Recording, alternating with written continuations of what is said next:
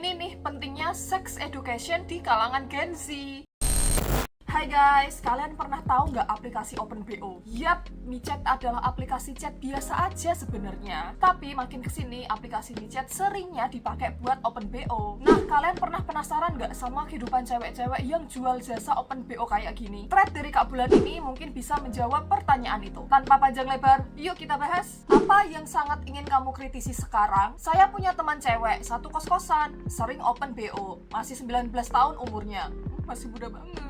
Walaupun budi saya menang, tapi paras keturunan Cina Belanda enggak ada obatnya. Seminggu yang lalu dia cerita dikomplain sama salah satu pelanggannya. Ceritanya pas pertama BO mereka HB pakai kondom. Begitupun yang kedua. Dari 2 kali habis di BO ini, teman saya selalu cerita orangnya baik, lembut, dan walaupun udah di atas 40, tapi masih kelihatan ganteng dan staminanya kuat. Masalah pas BO ketiga, teman saya mulai main hati. Bahkan dia cerita sempat nawarin diri jadi sugar baby-nya aja. Dan entah sengaja atau enggak, teman saya ini enggak bawa kondom, bahkan menawarkan enggak pakai kondom. Dan sambil ngebual, dia udah vaksin segala macam termasuk anti HIV. Mereka akhirnya HB dengan awalnya gunakan kondom stok si lelaki. Ketika si lelaki enggak kunjung keluar, teman saya merayu si lelaki agar dicopot aja kondomnya. Dan cerita teman saya setelah diyakinkan bahwa dia sehat, bahkan bilang sudah habis segala, kondom dicopot, keluarlah di dalam. Kekhawatirannya lebih kepada ketakutan dapat penyakit kelamin termasuk HIV. Dari pengakuan si lelaki, baru kali ini BO copot kondom. Dan dengan santainya berkali-kali sambil bermanja ria, teman saya meyakinkan bahwa dia sudah vaksin penyakit kelamin. Dengar begitu, saya cari tahu benarkah sudah ada vaksin HIV. Ternyata belum ada guys. Dari cerita teman saya, si lelaki berkali-kali menanyakan ke teman saya tentang kebersihan teman saya tersebut. Yang saya tangkap sih si lelaki jadi khawatir. Langsung saya tegur, kok kamu gitu? Jawabannya enteng. Tahu deh, aku mulai suka sama tuh laki. Pengen ngerasain secara langsung. Duh Gusti, maafkan hambamu yang juga masih banyak dosa ini menyebut namamu.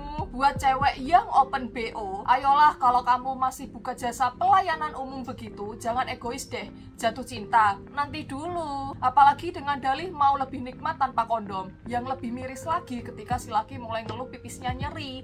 Teman saya masih bisa nanya kapan mau main lagi sama dia. Dia mulai kangen tuh sama tuh laki. Ingat kalau tuh laki yang BO kalian sudah pakai kondom, jangan kamu bujuk untuk copot. Buat cowok, udah jangan percaya sekali-kali sama cewek BO yang ngaku bersih. Tetap pakai otak logis, kondom jangan copot kalau masih nakal. Pulanglah ke istri kalian bila memang sudah menikah. Saya sendiri yang cewek dan belum nikah aja pernah khawatir sama penyakit dan kebobolan. Dan teman saya yang udah telat 5 hari mulai bingung. Loh katanya KB, dia cuma diam. Yuk semangat tobat yuk. Gini ya guys, yang mau aku garis bawahi, buat kalian yang sering pakai jasa open BO, mantap-mantap sama strangers berkali-kali, berganti-ganti pasangan, kalian harus tahu betul bahwa ada yang namanya penyakit kelamin, penyakit menular seksual. Contohnya sifilis, gonore, HIV AIDS, dan lain sebagainya. Itu bukan penyakit main-main loh. Kalian bisa googling, cari sendiri penyebaran penyakit-penyakit tersebut itu seperti apa, lewat apa, pengobatannya seperti apa, ciri-cirinya seperti apa. Dan ini bukan penyakit yang sehari 2 hari sembuh, apalagi